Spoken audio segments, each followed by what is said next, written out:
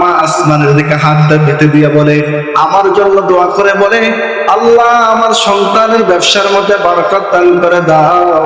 হুজুর আমার মায়ের 1 নাম্বার দোয়াটা আল্লাহ কবুল করে নিয়েছে, বলুন না আল্লাহু আকবার। ব্যবসার মধ্যে আল্লাহ বরকত ঢেলে দিয়েছে।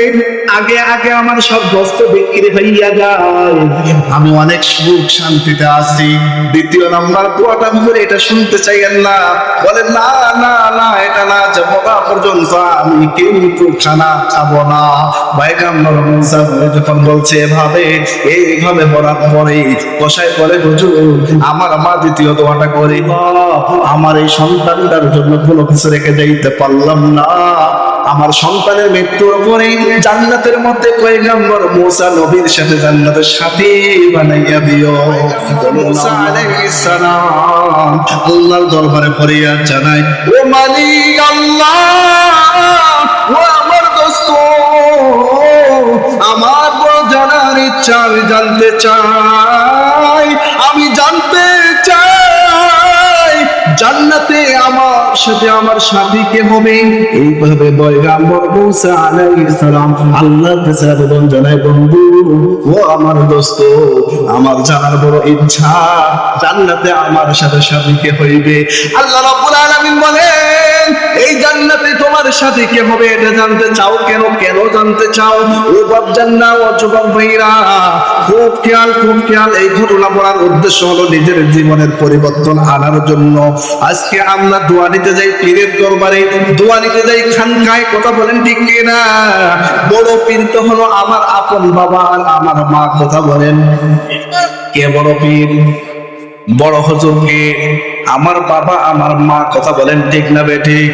এই জন্য বলতে চাই পয়গম্বর মুসা নবী আমার আল্লাহ রাব্বুল আলামিনের কাছে ফরিয়াদ জানায়, বন্ধু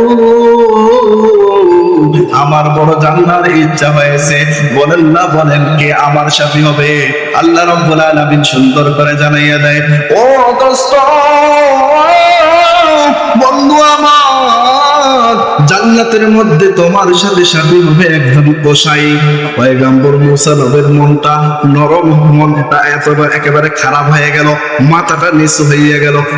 আমি এত বড় নবী, এত বড় নবী, আর আমার সাথে জান্নাতের মধ্যে আমার সাথে হবে একজন কসাই, এটা কেমন কথা?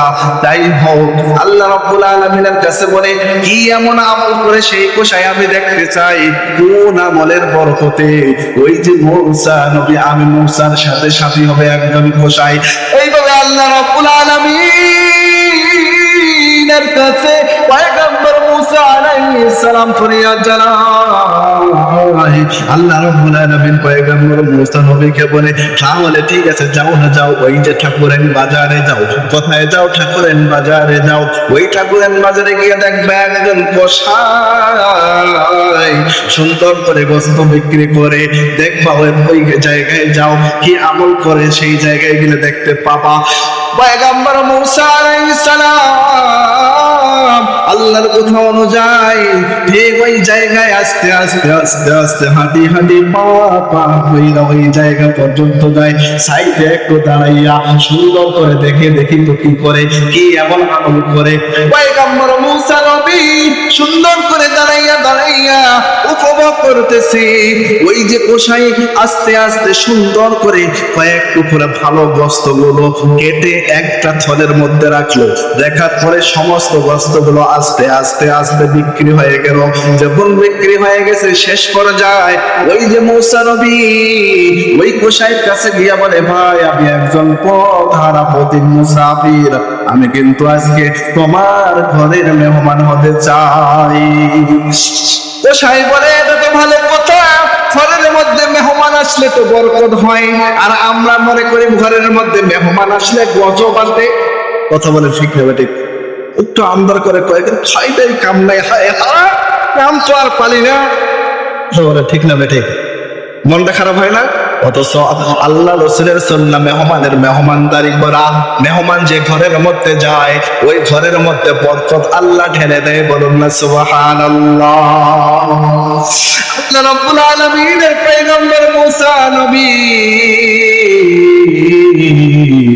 সুন্দর করে যখন বলছে, ওই কসাই বলছে আলহামদুলিল্লাহ, কিন্তু হুজুর আমার তেমন ভালো কোনো বাড়ি নাই, আমার তেমন কোনো ভালো ঘর নয়, তেমন কোনো বিছানা নয়, আমার সাথে যাইতে পারেন, কোনো অসুবিধা নাই। এইভাবে যখন সব শেষ হয়ে গেছে, অল্প সময়ের মধ্যে শেষ করে দেব, আল্লাহর পয়গাম্বর সুন্দর করে ওই কসাইয়ের সাথে কসাইয়ের বাড়ির দিকে দিয়ে রওনা। বাড়ির মধ্যে যখন পৌঁছে যায়, ওই কসাই পয়গাম্বর মুসা নবীরে বলেন, হুজুর আপনি এই জায়গায় বসে রাখবো, আমার কিছু কাজ আছে, এই কাজগুলো করে আমি তারপরে আপনার কাছে আসবো। পয়গাম্বর মুসা আলাইহিস সালামকে যখন ওই জায়গায় বসাইয়া রাখছেন, বসাইয়া রাইখা সুন্দর করে ওই যে বসাই এক ঘরের মধ্যে যায়, ওই ঘরের মধ্যে কঙ্কালের মতো দেহ, জীর্ণ শীর্ণ দেহের অধিকারী আল্লাহর এক বান্দি বিছানার মধ্যে শুয়ে আছে, জীর্ণ শীর্ণ অবস্থায়। ওই যে কসাই সুন্দর করে তাকে পরিষ্কার করে দেয়, পরিষ্কার করে দিয়ে ওই যে ভাগবতের টুকরা করে আল্লাহ রান্না করে সুন্দর করে আস্তে আস্তে ছিঁড়ে ওই জীর্ণ শীর্ণ মহিলার মুখে দেয়। কিতাবের মধ্যে পাওয়া যায় এই সকল দৃশ্য পয়গম্বর মুসা নবী পর্দার আড়াল থেকে সব কিছু দেখছে। যখন সন্তান তার মায়ের মুখে বস্ত্রগুলো ভেঙে ভেঙে দেয়, কিতাবের মধ্যে পাওয়া যায় সন্তান যখন মায়ের রেখে দেয়, মা মুসকি মুসকি হাসি দিয়া আসমানের দিকে দুই কানা হাত তুলে দিয়া বলে, আল্লাহ আমার সন্তানের জন্য আমি কোনো কিছু রেখে দিতে পারলাম না, আমি মা ভাইয়া দোয়া করি, আল্লাহ আমার সন্তানের ব্যবসার মধ্যে বারাকাত দান কইরা দাও। আমি মা ভাইয়া দোয়া করি, আল্লাহ আমার এই সন্তানটা যখন মৃত্যুবরণ করবে জান্নাতে এই জামানার বড় পয়গাম্বর যিনি মুসা নবী, ওই মুসা নবীর সাথে সাথী বানাইয়া দিয়ে বলেন না আল্লাহু আকবার, আল্লাহু তাকবীর, আল্লাহু তাকবীর। মা দোয়া করছে, আল্লাহ সঙ্গে সঙ্গে কবুল করে নিয়েছে। এই দৃশ্য পয়গাম্বর মুসা পর্দার আড়াল থেকে দেখছি। যখন মায়ের কাছে সব সেবা যত্ন শেষ করে দিয়ে পয়গাম্বর মুসা নবীর খানা দানার ব্যবস্থা সব রেডি করে দিয়েছে, বলে হুজুর এখন খাওয়া দাওয়া শুরু করে দেন। বলে না না, আমার কিছু প্রশ্ন আছে, এই প্রশ্নের যদি অ্যানসার দাও তারপরে খাবো, না হলে কিন্তু খাবো না। এইভাবে পয়গাম্বর মুসা নবী বলে হুজুর বলেন কি বলতে চান, কি জানতে চান? বলে সর্বপ্রথম জানতে চাই ওই মহিলাকে। বলে আমার মা। বলে এই অবস্থা কেন? বলে হুজুর অনেক দিন যাবত অসুস্থ, অনেক দিন থেকে এই অবস্থায় আছে। বলে যে ওই যে তোমার মার তুমি মুখে কি যেন খাওয়াচ্ছি না, আর তোমার মা মুসকি মুসকি হাসে আর আসমানের দিকে হাত তুলে দিয়ে কি যেন ফিস ফিস করে বলতেছিল, এটা একটু আমাকে বলো। ওই যে কসাই মুসকি হাসি দিয়ে বলে হুজুর থাক, এগুলো বলা শোনার দরকার নাই। বলে না না বলো ভাই, এটা বাস্তব না, মা বলছে মজা করে, এটা মা বলছে মজা করে। এইভাবে কিন্তু কসাই এড়িয়ে যাইতে চায়। পয়গম্বর মুসা বলে না, আমি জানতে চাই। এইভাবে যখন মুসা নবী জানার জন্য একেবারে জবরদস্ত করাছে, পয়গম্বর মুসা নবীর জবরদস্তি করছে।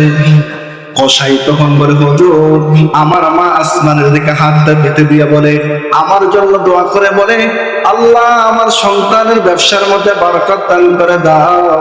হুজুর আমার মায়ের এক নাম্বার দোয়াটা আল্লাহ কবুল করে নিয়েছে, বলুন না আল্লাহু আকবার। ব্যবসার মধ্যে আল্লাহ বরকত ঢেলে দিয়েছে। আগে আগে আমার সব বস্তু বিক্রি হইয়া যায়, আমি অনেক সুখ শান্তিতে আছি। দ্বিতীয় নাম্বার দোয়াটা হুজুর এটা শুনতে চাই আল্লাহ। বলে না না না, এটা না যাবো না পর্যন্ত আমি কিন্তু খানা খাবো না।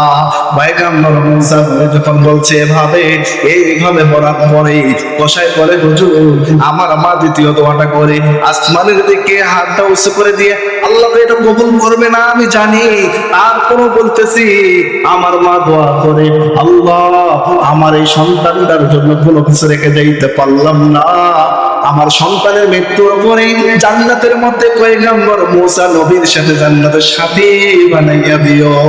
বলুন না আল্লাহু আকবার। বলে হুজুর এইটা কি কখনো সম্ভব? আমি একজন গোসাই আর ওই জামানার পয়গম্বর মুসা নবীর সাথে আমার কি কখনো সাথী হতে পারি? না না, এটা মজার খোরাক ছাড়া কিছুই না। পয়গম্বর মুসা নবী দুই কাঁধা হাত সামনে বানাইয়া দিয়ে বলে, রে ভাই আর দেরি করিস না, দেরি করিস না, আয় রে আয় আমার বুকে, আয় আমার বুকে আয়। তোমার মায়ের 1 নম্বর দোয়াটা যেমনি কবুল করেছে, 2 নম্বর দোয়াটাও আমার আল্লাহ কবুল করে নিয়েছে। বলুন না আল্লাহু আকবার, নারায়ে তাকবীর, লিল্লাহি তাকবীর। আল্লাহ রাব্বুল আলামিন তোমার মায়ের দ্বিতীয় দোয়াটাও কবুল করে নিয়েছে। আমি হলাম জামানার বড় পয়গম্বর মুসা নবী। এই দৃশ্য দেখিয়া ওই কসাইয়ের মা সঙ্গে সঙ্গে ইন্তেকাল করে দিয়েছে। ইন্না লিল্লাহ। এই জন্য আমি বলতে চাই, এই ঘটনা বলার উদ্দেশ্য, মা বাবার প্রতি যারা ইহসান করে, দয়া করে, মায়া করে, সেবা যত্ন করে, তারা দুনিয়াও শান্তি পায়, আখিরাতেও মুক্তি পায়। আমার নবী তেমনি ঘোষণা দিয়েছে, এই দুনিয়ার জমিনটা অর্থাৎ মা বাবা তারা সেবা যত্ন করবে, তারা কিন্তু জান্নাতি হবে, যারা বেয়াদবি করবে তারা কিন্তু জাহান্নামে যাবে। শুধু তাই না, অপর হাদিসে বলছে, কোন সন্তান যদি বাবা মার দিকে মায়ার নজরে একবার তাকায়, সঙ্গে সঙ্গে আল্লাহ রাব্বুল আলামিন একটি কবুল উমরা হজের সওয়াব তার আমলনামায় দান কইরা দেয়। হয় নাই, হয় নাই, বলুন না সুবহানাল্লাহ। লক্ষ টাকা লাগে উমরা হজ করতে, লক্ষ টাকা লাগে উমরা হজ করতে, তারপর কবুল হয়েছে কিনা কোনো গ্যারান্টি নাই। আপনাদের নেক দোয়ার বরকতে আল্লাহ আমাকে তার ঘরে কবুল করেছেন, কিন্তু কবুল হয়েছে কিনা কোনো গ্যারান্টি আমি মোল্লাও দিতে পারবো না। আবার নবী ঘোষণা দিলেন, মা বাবার দিকে মায়ার নজরে, ভালোবাসার নজরে যদি কেউ একবার তাকায়, তাহলে সঙ্গে সঙ্গে কবুল উমরা হজের সওয়াব তার আমলনামায় আল্লাহ দান কইরা দেয়। এই জন্য বলি, মা বাবার পেটটা ভারী মনে করিয়েন না।